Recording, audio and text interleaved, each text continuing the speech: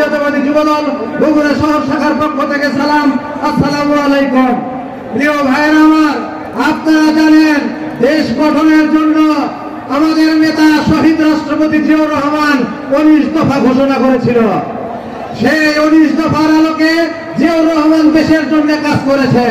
সেই দেশকে নষ্ট করার জন্য শেখ হাসিনা ওই শেখ মুজিবের কন্যা 1 দফা ঘোষণা করেছে। আর সেই 1 দফা হলো বাংলাদেশকে লুটপাট করার 1 দফা। বাংলাদেশের ছাত্র জনতা এই 1 দফা ভেঙে শেখ হাসিনাকে বাংলাদেশ থেকে বিতাড়িত করেছে। এবার আসুন, আমাদের নেতা তারেক রহমান 31 দফা ঘোষণা করেছে। এই 31 দফার মধ্যে বাংলাদেশের উন্নয়ন হবে। এই উন্নয়নে বাংলাদেশের নেতা তারেক রহমানের সাথে বাংলাদেশের আপামর জনসাধারণ যুবদল এই 31 দফা বাস্তবায়ন করার সঙ্গে থাকবে। এবং এখানে কোনো আঘাত আসলে সেটা বিএনপি সহজ বাংলাদেশের মানুষ সেটাকে প্রতিহত করবে এবং তারেক রহমানের নেতৃত্বে এই 31 দফা বাংলাদেশে বাস্তবায়ন করবে। এই আশা আকাঙ্ক্ষা রেখে আমি ওর বক্তব্য শেষ করছি। শহীদ জিয়াউর হক, দেশনেত্রী বেগম খালেদা জিন্দাবাদ, তারুণ্যের অহংকার, বাংলাদেশের আগামী রাষ্ট্রনায়ক জনাব তারেক রহমান জিন্দাবাদ। সবাইকে ধন্যবাদ। আসসালামু আলাইকুম।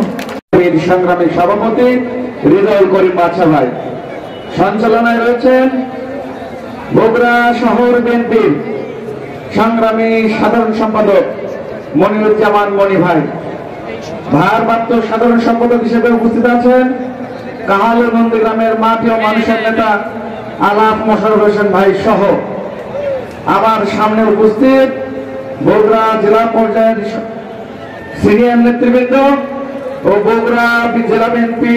গত 17 বছর যাবৎ আমরা যে আন্দোলন করেছি সেই আন্দোলনের ফল 5ই আগস্ট আমরা তার ফল পেয়েছি।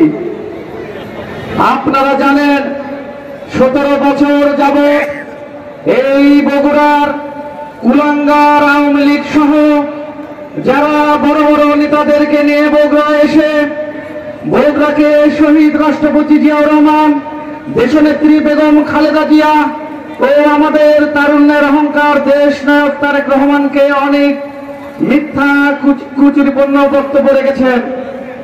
আমরা চাই সেসব কুলাঙ্গাররা যারা আমাদের বগুড়া জেলা বিএনপির পার্টি অফিস পুড়িয়েছে, যারা বগুড়ায় হিন্দু ভাইদের জায়গা জমি দখল করেছে, যারা বগুড়ার শ্রমিকের টাকা আত্মসাৎ করেছে, যারা আমাদের ভোটের অধিকার আত্মসাৎ করেছে, যারা প্রতিটা অঙ্গে অঙ্গে সন্ত্রাস করেছে, তাদেরকে বিলম্বে গ্রেফতার করতে হবে। সংগ্রামী ভাইরা আমার, আমরা আইন নিজের হাতে তুলে নিতে চাই না। আমরা জানি প্রতিটা ওয়ার্ডে ওয়ার্ডে একটি করে শামীম ওসমান, একটি করে পাপিয়া রয়েছে। এইসব শামীম ওসমানরা যেন কোনোভাবে পার না পায়।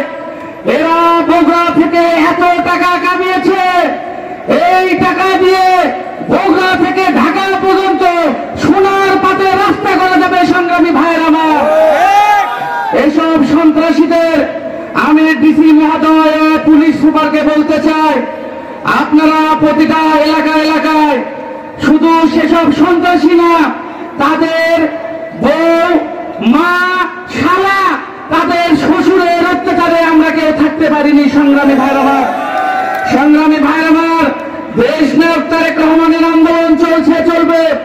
অন্তর্বর্তী সরকারকে আমাদের সহযোগিতা করতে হবে। বাংলাদেশে 17 বছর যে আমরা ভোটের অধিকারের জন্য আন্দোলন করেছি, সেই আন্দোলনের মাধ্যমে আমাদের সকলের অভিভাবক দেশ নায়ক তারেক রহমানকে বাংলাদেশে ফিরিয়ে এনে তবে আমরা ঘরে ফিরব, এই আশা, এই প্রত্যাশা রেখে আমি আমার বক্তব্য এখানে শেষ করছি। শহীদ জিয়াউর হক, দেশনেত্রী বেগম খালেদা জিয়া জিন্দাবাদ, তারুণ্যের অহংকার, কোটি কোটি মানুষের হৃদয়ের স্পন্দন দেশ নায়ক তারেক রহমান জিন্দাবাদ, বগুড়া জেলা শহর বিএনপি জিন্দাবাদ। সবাইকে ধন্যবাদ।